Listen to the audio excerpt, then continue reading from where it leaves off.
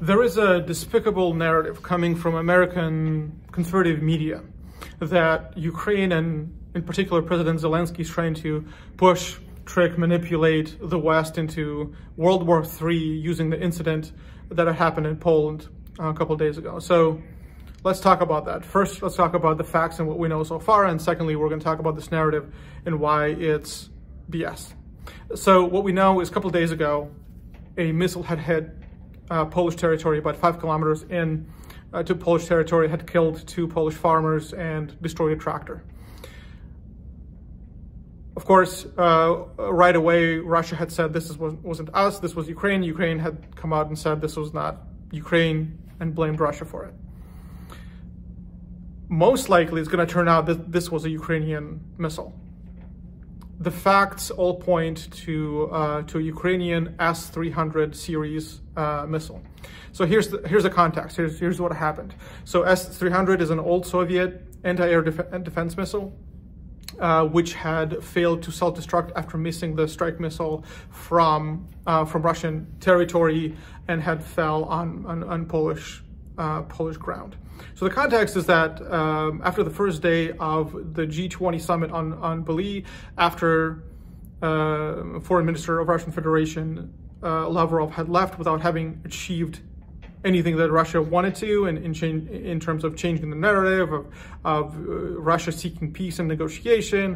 Of course, nobody bought that BS anyway. So he left, and Russia immediately resumed the massive airstrikes that they have been doing in the last 1.5 months against Ukrainian infrastructure. And this time it was really massive. It was about 80 missiles all over the territory of Ukraine.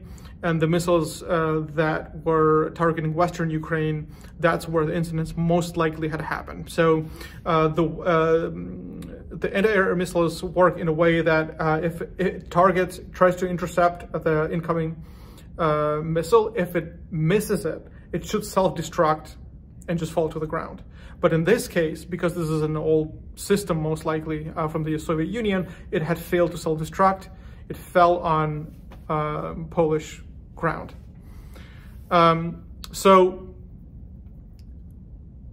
Since the leaders of American and European Union were already on Bali, they had meetings about it, and they right away came out and said, whichever missile that was, whether from Russia or from Ukraine, Ukraine is not to blame, because Russia had started bombing Ukraine again. Ukraine had the right to defend itself, and there was an incident. There was a mistake made by an old anti-air defense system. So Ukraine is not at fault here.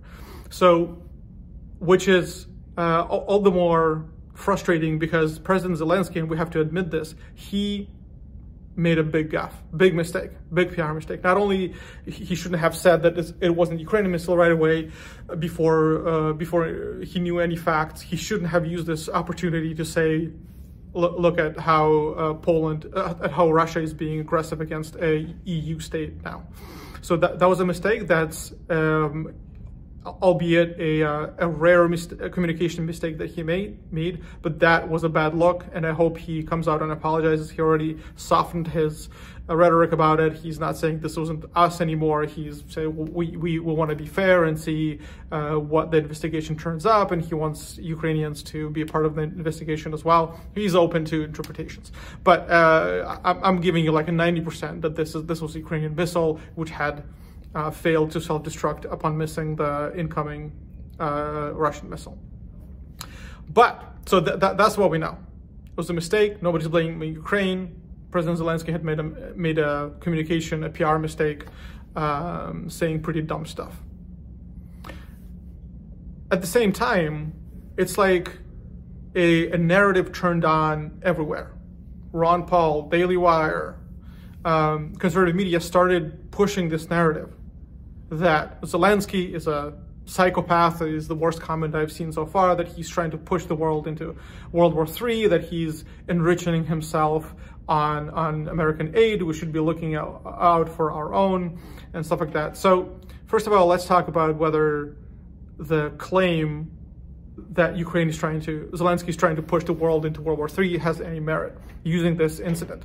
So let's say And of course, this narrative presupposes that Ukraine had fired the missile intentionally and is blaming Russia for doing that. First of all, that's idiotic, because there's no way with the modern investigation techniques that Ukraine could have fired a missile into Polish territory and would be successful in pretending that like Russia did it, especially with the S-300 missile, which has a range of like 70 kilometers, while the Russian border is much further than that from Poland.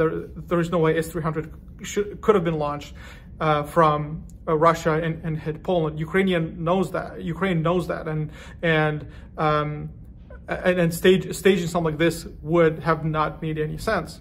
Number two, we're winning. What is the purpose of us risking reputation, risking the support of the collective West in order to do what? To provoke NATO into going into Ukraine? Boots on the ground? We don't need that. We've been winning all this time. What was it, last week when we freed Kherson? We don't need American, we don't need European boots on the ground in order to win this. And Ukraine has been very clear about that. So we can win it. We need arms, and we need weapons and other engineering technology. That's what we need. There's no way for us to risk our positive dynamic that we have had in this war since September in order to. It doesn't make any sense. Number two, if this narrative is correct, then Ukraine is hoping to do what? To hit a farm, and in that way convince that this is a Russian aggression against the EU. If Ukraine had wanted to do that, Ukraine would have hit what? Something more strategic, I suppose. A city, some infrastructure, but a farm? This has all the makings of an incident, of a mistake. There's no malicious intent here. And of course, as with any bad narrative, as with any political agenda, what you're trying to do is say, look what happened, here's some evidence, but then tack on all this other stuff. Like Zelensky's being a welfare queen on behalf of the United States, from the United States and stuff like this. This does not make any sense. And being a conservative myself, I'm flabbergasted. What the hell are you talking about? Where is this coming from?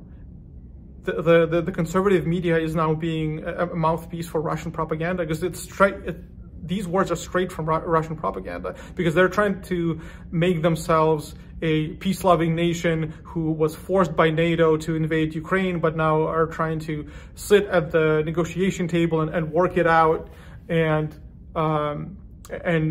evil Ukraine is pushing them out and killing their soldiers. Conservatives in America right now who are pushing this narrative are being mouthpieces for Russian propaganda.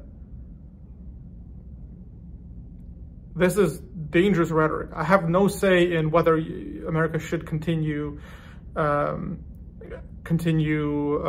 financially aiding Ukraine, although paradoxically enough, I am an American taxpayer. But I understand as far as representative of Ukraine, I have nothing to say about it. We can just be grateful for any help, financial, weapons, or otherwise that we're getting from the United States. But to say that Zelensky is a psychopath who's trying to push the world into World War III, that's idiotic, irresponsible, and that's playing to the evil side. You're on the wrong side of this conversation, conservatives. Stop it.